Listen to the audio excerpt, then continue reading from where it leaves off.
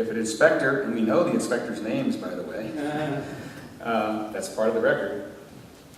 If an inspector habitually goes to wells, notes in his or her comments that the wells are leaking, but never issues violations, that's important information.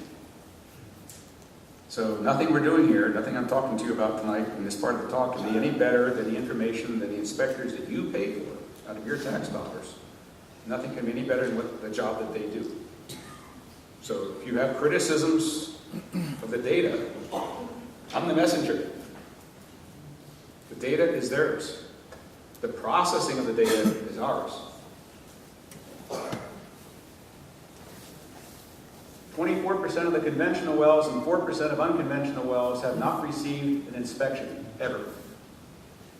Or had an inspection, but it doesn't appear in the database.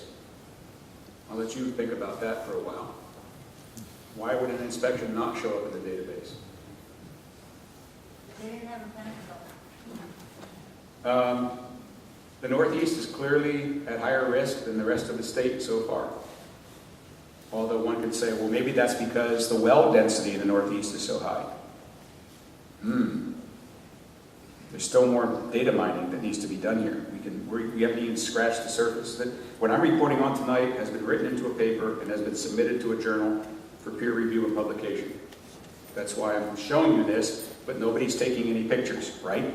Because I don't want people to say, Professor Ingraffea talked about this information and it's not peer review. Yeah, I am talking about it and it's not peer review.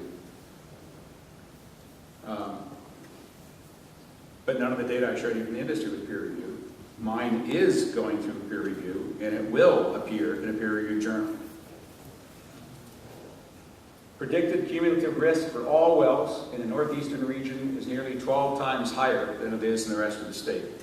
We'll talk about that, I'm sure, during Q&A. And finally, if I were to give you the most broad observations and conclusions, and certainly the one that's most important to you, I live in Butler County. What's the probability that any shale gas wells, Utica, Marcellus, whatever, what's the probability that any wells drilled in my county, which might be close to my home, will fail? There's the answer. At least 13% of those wells will experience loss of zonal isolation. That's the base. All the data we have is higher than that. That's minimum. Greater than 1 out of 10 will leak. What is it when you only look at Western Pennsylvania?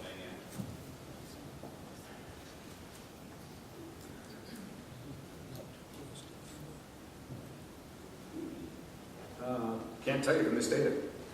I don't have that information here. I can tell you that for Western Pennsylvania, it's at least 13%. Because that's true for the whole state. At least. That was the bottom line. Isn't the Northeast, where you said it's higher, raising the average? Yes. Well, if that's raising the average, It's not average. There's no averages here. What do you mean by zonal isolation? Thank you. Let me go back to what I said a few minutes ago. So there are various words and phrases used to describe a leaking well. The simplest is the well is leaking. Loss of zonal isolation means the well is leaking. Sustained casing pressure means the well is leaking. Sustained casing vent flow means the well is leaking. Sustained annular flow, the well is leaking. Bubbling in the cellar, the well is leaking. Gas migration, the well is leaking. So in our paper, we decided to use the terminology that's most often used in the oil and gas industry, loss of zonal isolation. Doesn't mean much to every person on the face of the earth. What's zonal isolation? It means the well gasket failed to isolate gases or liquids from one layer, coming from one layer of rock, migrating up to another layer of rock, and potentially to the surface. I'm going to come back to that question you asked about northeast, southeast. What can we definitively say about the Cox proportional hazard model for Butler County? You can definitively say that in Butler County, at least 13% of all the oil and gas wells drilled since 2009 will experience loss of zonal isolation. That's what the model says. Will there be more than that? I think so. But that's the number that we're confidently predicting. All right, next question. What happens to the wells as they age? You saw from the industry data, as well as age, the rate of failure goes up. And eventually, companies declare that the well is no longer in production. It doesn't pay for them to keep the well in production anymore, so they plug it and abandon it according to current regulations. There are also wells that are not plugged, but abandoned. We know where they are. They're abandoned. The operator gave up on them. They now belong to you, the people of Pennsylvania. You're responsible for them, and they're not plugged. There are also wells that are plugged, abandoned, and lost. That is, we don't know where they are. There are also wells that are abandoned and lost but never been plugged. There are wells that are plugged or not plugged. They're abandoned. We know where they are, and we know they're leaking. Thank you, Lori. And finally, there are wells that might be plugged, might not be plugged. They're abandoned. We don't know where they are, and they're leaking. How many wells in Pennsylvania fall in each of those categories? Hundreds of thousands. Which category, Lori? That was Maggie. Anyway, said hundreds of the thousands. answer is we're not sure. BADEP can't answer the question for most of those can't answer most of those questions. But we do know that there are abandoned, previously lost, and leaking wells in very large numbers. And now I'm going to show you a slide that Lori sent me, a set of slides. So here's a production casing, and here is evidence of hydrocarbon leakage. Another production casing, evidence of hydrocarbon leakage. Another one with evidence of hydrocarbon leakage. And if you want to know where these are, go to Lori's website. And then volunteer to assist her to do what you, the citizens of Pennsylvania, cannot possibly pay enough taxes to apportion to the Pennsylvania DEP to hire inspectors to go out and do what Lori and her friends did, which is to find lost wells that might or may not be leaking. What's it cost to cap a well or to plug a well?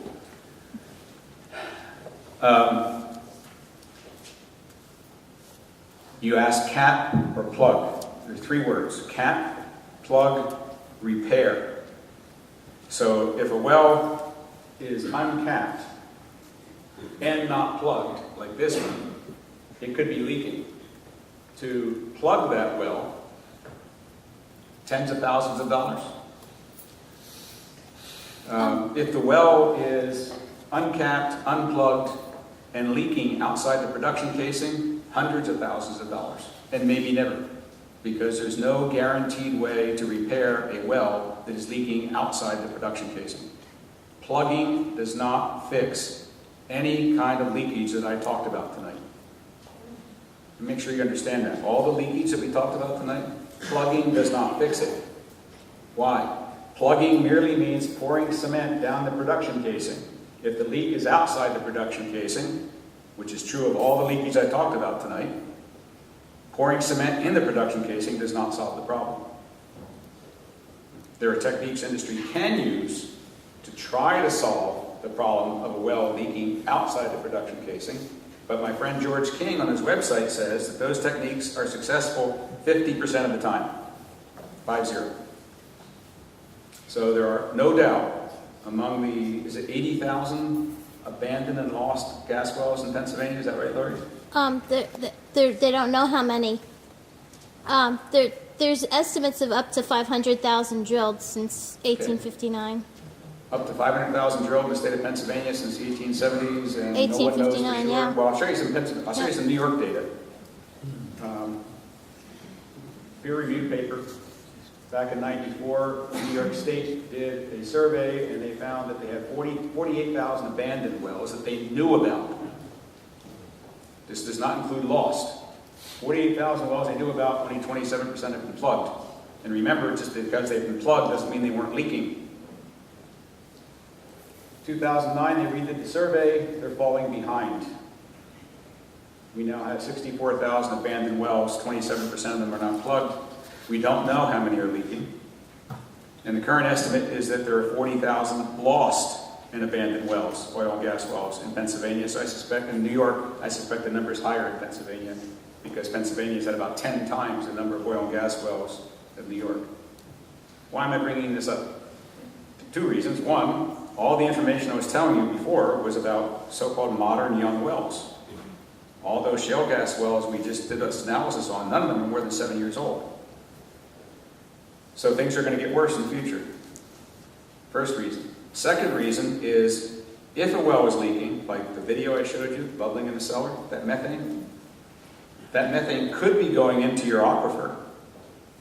It might not. But if it's not going into your aquifer and it's bubbling to the surface, it's certainly going into the atmosphere. So we need to talk about methane in the atmosphere. And we get to that third topic that I addressed in my very first slide, climate change. So, primer on climate change. You all know what this graph says. This is year 2013. This is parts per million of carbon dioxide in the Earth's atmosphere, as measured by the National Oceanic and Atmospheric Administration. And we're close to 400 parts per million. Pre-industrial revolution, we were down somewhere around 200 parts per million. And it is now scientifically certain, as certain as scientists can be, that this increase in concentration in CO2 is due to the burning of fossil fuels, coal, oil, natural gas. That's well known. And everybody knows that CO2 is a greenhouse gas, and it's largely responsible for global warming. What's less well known is that methane, natural gas, is also a greenhouse gas and is also responsible for global warming in three ways. When you burn methane, natural gas, like every other fossil fuel, it produces carbon dioxide. So it's greenhouse gas, carbon dioxide, burn methane, carbon dioxide.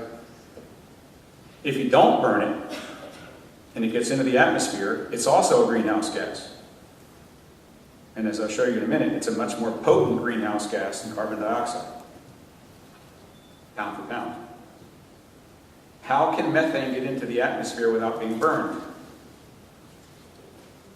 Well, it comes from rice paddies, it comes from horse manure, it comes from various other processes, natural processing. Methane is exuded into the atmosphere every day. Take a deep breath. Everybody ready? 1, 2, 3. You just breathe methane, 2 parts per billion. 2 parts per million. Remember, carbon dioxide is at 400 parts per million. When you're breathing right now, you're breathing 400 parts per million carbon dioxide. You're breathing 2 parts per million methane. That's natural. But the unnatural additions to that are coming from human activities other than agriculture and animal husbandry. There's methane released during drilling, during frac flowback, at the pad site because of leaking wells, to show you pictures of leaking wells, during liquid unloading. This is another process that occurs during the life of gas and oil wells, during gas processing and processing plants, compression plants, during transmission, during storage and distribution, methane leaks. We call it the life cycle. We call it the supply train. Drill a hole in the ground, eventually you burn the methane. Between those 2 points, if it doesn't get burned, it gets leaked. If it does get burned in certain processes, like processing plants, it produces black carbon. Black carbon is also a greenhouse warmer. It's a climate change thing. Soot. Black carbon is soot. The black stuff you see coming out of diesel smokestacks. And I'll show you pictures of what it looks like coming out of flare stacks at processing units in western Pennsylvania.